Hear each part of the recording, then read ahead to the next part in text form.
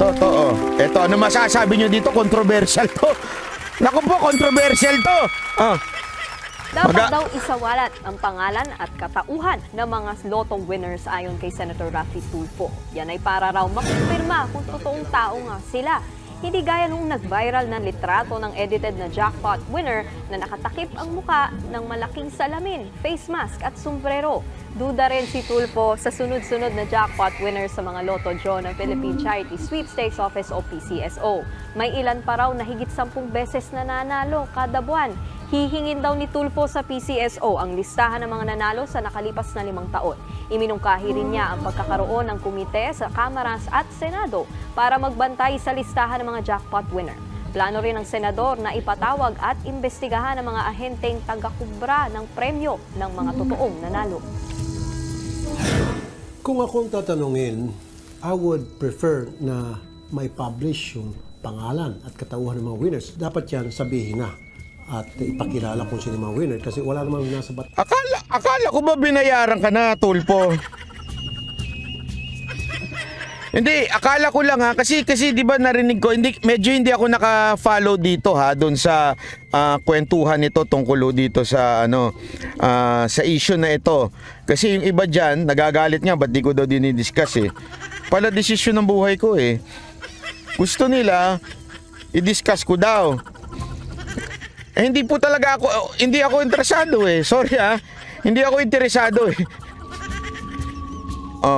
Kasi to be honest, I'm totally against any form of gambling. So, bakit ko ibibigay yung opinion ko na dapat i-disclose o dapat hindi i-disclose?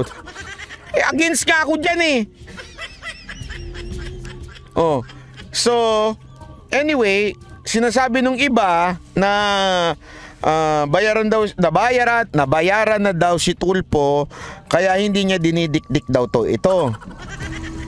Tapos nung napanood ko ito, bakit kung bayad siya, bakit niya pa dinidikdik na pinauulit-ulit yung issue ng loto-loto na yan?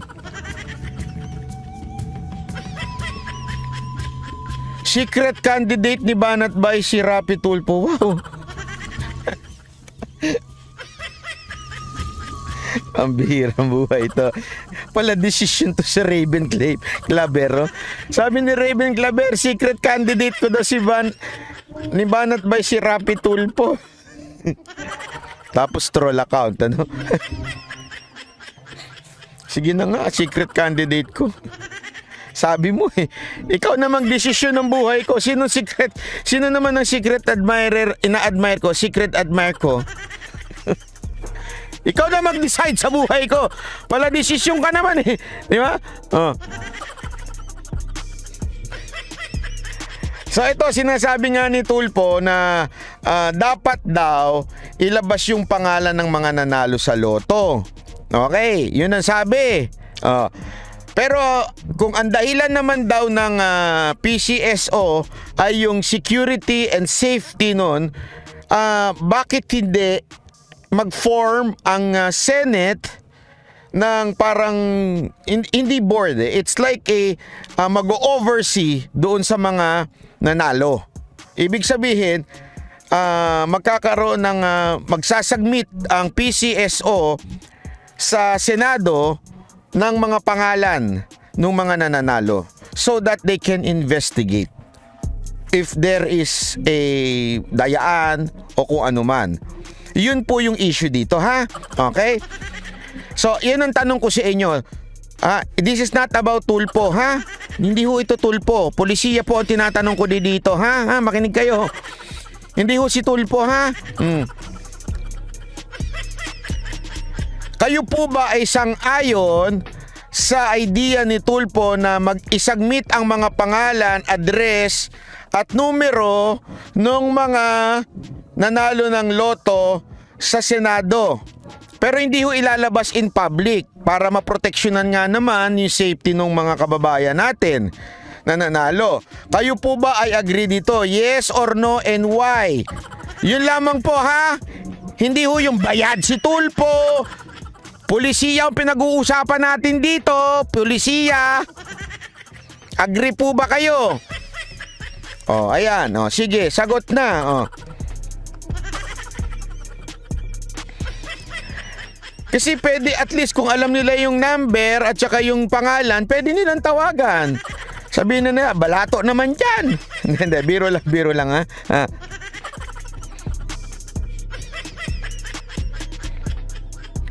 Ayan. Agree. Yung winner pwedeng mag-clear.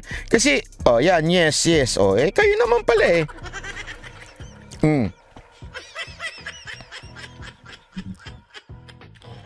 Sabi nito, basahin natin to isang medyo kumontra. Mali yan, hindi dapat i-rely yung mga nanalo sa, basta i-reveal. Dapat palitan yung mga tao dyan sa PC.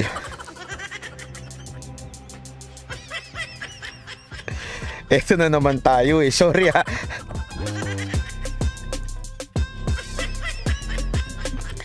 Dapat palitan ng mga tao sa PCSO pag pinalitan. Kumbinsi ka na ba na hindi na magloloko yan?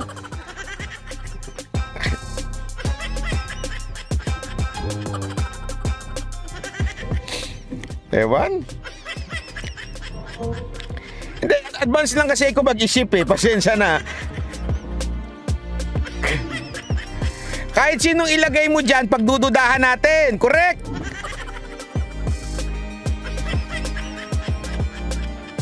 Diba? Ang punto ko dito, kaya nga ang sinasabi ni Tulfo dito, magkaroon ng check and balance with the Senate. Banat ba? Ibayaran ng lahat ng senador. Ayoko na. Ayoko na. Talaga sa mundo. Bayaran sila na. Bayaran.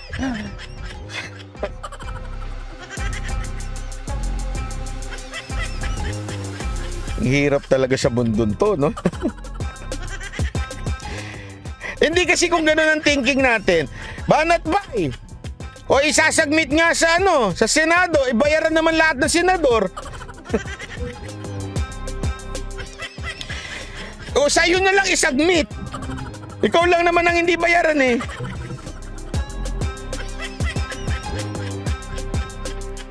Agree, banat ba? Maganda yan para malaman kung legit yan nanalo o kaya ipinanalo lang ng tao. Yun.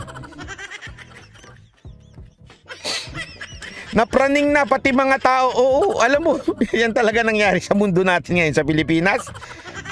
Praning na lahat eh. Wala akong tiwala dyan sa senador, ha? Wala akong tiwala dyan. Wala. Hindi kayo nakahitit na kayo. Baka kayo na nakahitit, hindi yung presidente. Ang bira kayo. Marami naman nag-agree. Agree ako dyan. Kasi hindi mo naman pwedeng sabihin. This is my point. Laber Constantino, salamat po. Habang nag-iisip sila sa loto, pa-shoutout na lang sa nanay ko. Dida Constantino, palakpakan. Ito lang punta ko dyan. Maganda nga yung sinasabi ni Tulfo. Sa lahat hindi ho yan sa... linawin natin ang gusto ko dito, ibibigay sa isang komite sa Senado. Kunwari, kung sino man yung komite na nasa ilalim niya yung PAGCOR o yung ganyang klaseng yung buong komite ang makakakita. Kasi kung masasabi mong bayaran, maybe 1, 2, pero the entire committee mahihirapan.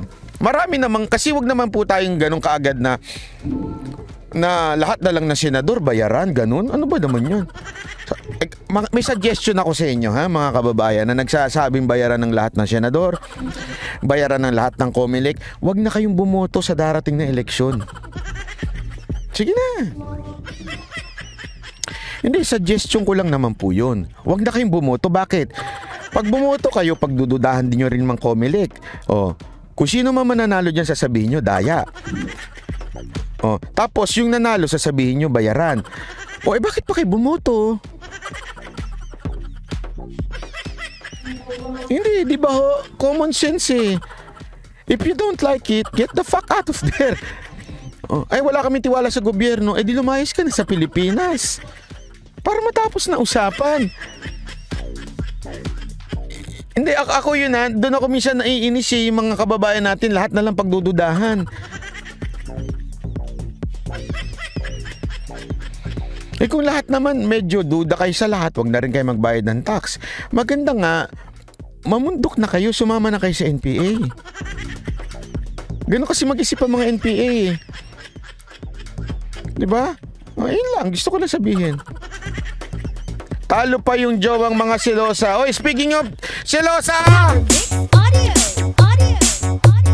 Power Mix Audio, audio, audio. Power Mix Audio, audio, audio.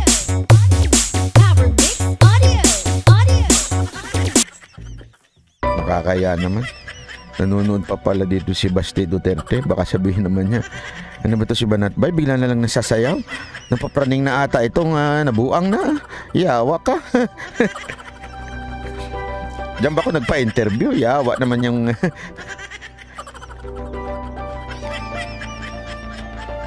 Anyway, ito pa. Tuloy. Opo, Senator, paano po kayo napunta roon sa desisyon na magpatawag nga ng hearing dito, no? Kayong mismo bilang veteranong pulis, no? At kayo nga po ay, magsa-second term na po kayo, na ibabase ang investigasyon sa isang 12-year-old document na ito po sinasabi may mga bintang dito na mga taong umano'y iniimbestigahan, pagkakasangkot ho sa umano'y illegal na droga, etc. And then, meron pong isang PDEA officer dati na tanging source nitong sinasabing dokumento, pero the rest medyo blur. So, paano kayo nakapag-desisyon dito na ituloy ang investigasyon? Since nagkalat na yan, Ted, no, sa social media, andyan na lahat-lahat, kumalat na yan, sabog na yan. It is incumbent on my part, bilang chairman ng Senate Committee on Public Order and Dangerous Drugs, dahil ito'y leaks ng PDEA, isang ahensya na under my Socorro Gomez, salamat po. Watching from Australia. oversight function bilang senador, bilang chairman ng Dangerous Drugs. So, kailangan natin aksyonan ito, Ted. Otherwise, magsige na lang ganyan. Sige lang ganyan. Lahat na lang mga classified documents natin ay magkatala sa social media, then it will bring down a nation. Kung lalo na yung mga secret at mga top secret documents natin, kung ikakalat yan. Alam mo, may punto naman si Bato dito eh. Kasi alam mo sa ibang bansa, pag ginawa mo yan, yung nilabas mo yung secret document, naku po, yari ka talaga. Hindi, may tawag na sa'yo. Baka nga, ano yan eh, yung iba, ewan ko ha, ang pagkaalam ko, pagtatraidor na ho yan sa bayan eh, sa ibang bansa. Eh sa atin, pinakikialaman pa ng nasa Malacanang. Tandaan ninyo, nasa Malacanang yung executive si Ochoa nun eh. So, bakit nalalaman? Kasi sa ibang bansa ho makikita mo yan yung mga CIA, yung mga ibang mga intelligence agency, may mga dokumento sila na hindi pa pwedeng galawin. Ano yun, yung authority nun, talagang nalalagpasan ng administrasyong nakaupo. Sa atin, parang sinasabi nga nila, di ba to, hindi dapat nakokontrol ng nakaupong administrasyon ng mga dokumentong nandyan. Diba? Yun yung problema. Kagaya ni Snowden, oo. Kung sino man yung nilalang na yun. Pasensya na, hindi ko alam yun. Sa Pilipinas lang alam ko. Ay kawawa ang Pilipinas, Ted. So, aksyonan natin ito before it's too late. Kailangan makahanap tayo ng policy legislation. Boss Real Talk, anong kulay ni Jinggoy? Kayumanggi ang huling kita ko sa kanya. Anong kulay? Political color? Hindi ko alam. Tanong natin. Na that will fill the gaps itong mga sitwasyon na ito. Opo. Sa ngayon ho ba, meron na kayo naiisip na mga binabanggit yung policy legislation that will fill the gap? Yes, balak nating i-revisit yung dalawang existing laws na tila hindi napapansin, hindi nagagamit at hindi kinatakutan na mga violator na naglilik ng mga classified documents, itong isang Graft and Corrupt Practices Act at yung pangalawa, yung Code of Conduct and Ethical Standards of government officials and employees. Tingnan natin kung gaano kabigat ang parusa dito, kung kailangan natin i-amend itong mga batas na ito or gagawa tayo ng panibagong batas na nakatutok lang nakatutok lang para dito sa leakage na ito, na para mabigyan talaga ng pangil ang batas na matakot yung gumawa ng paglilik. Otherwise, pabalik-balik, paulit-ulit ito na mangyayari. Opo, so meaning ang nag-leak ng dokumentong ito na ninyo o naniniwala kayo na authentic from PIDEA, yun ang gusto niyong tumbukin dito? Ay pwedeng PIDEA from the inside or PIDEA from the outside. Dalawa lang yan. Kung ito'y nakafile sa loob ng PIDEA, somebody from the inside of the PIDEA ang nag-leak nito. O kung ito ay nileak ng somebody na former PIDEA na hindi na sa PIDEA ngayon, pero siya may hawak ng papel na ito, he must be a PIDEA from the outside. So, kailangan ma-establish natin yan, Ted, sa ating investigasyon. Pero paano po naman kung yung pong dokumento, maaring authentic nga na PIDEA document, pero ang laman ng dokumento naman pala ay gawa-gawa lang ng informasyon? Well, gawa talaga yan base doon sa confidential informant. Hindi naman yan, it will not come out from thin air na mag-imagine ka lang na ilagay mo dyan. Hindi man yan. Somebody is taking out his neck for this, claiming that siya ang gumawa niyan. So man, kahit nasabihin natin, hindi siya masyadong credible, pero kahit naman siguro convicted criminal o yung pinakamasamang tao sa mundo, he has also his own share of truth. Hindi naman natin masabi na magpasama ka na, hindi ka na pwede magsabi ng katotohanan. Di ba? So, pakinggan natin kaya. That's the purpose of the hearing. Opo. Wala ho naman tayong question doon sa sinasabi ho ninyo na kahit na itong taong ito may mga alegasyon ng anumang pong issue, mayroon din siyang sasabihin na katotohanan. My point po ay doon, yun ho bang paggagawa ng mga, kasi hindi ho ba usually mayroong mga sinasabi na confidential information, may mga informasyon na for validation, ganun po, na maaari na posibleng gawa-gawa lang yung informasyon, gagawa ng papel, and then supposed to be official document yun, subject for verification, tapos ililik sa labas for purpose po din na makasira, paninira po, regardless kung sino yung tao doon sa loob ng informasyon. Opo. Posibleng mangyari yan, Ted. Dahil nga ang pinakapunot dulo nito ay yung information coming from the confidential informant. What if yung confidential informant ay galit lang sa mga tao na yan at ginawa niya ng report sa PIDEA? May personal motive siya. Hindi pala user ng drugs pero gawa lang niya ng report para lang masira. Pwede yan mangyari, Ted. Kaya nga nag-apply si Morales ng pre-operation plan at saka yung permit to operate para ma-validate yung information coming from the confidential agent. Pag-start pa lang yan, hindi siya kaagad naniniwala. Although may deposition na binigay yung confidential agent, nilalahad niya yung mga detalye ng activity ng drug using, pero hindi pa rin niya katanggap-tanggap. Kailangan talaga i-validate. Kaya nga nag-apply si Morales ng pre-operation plan.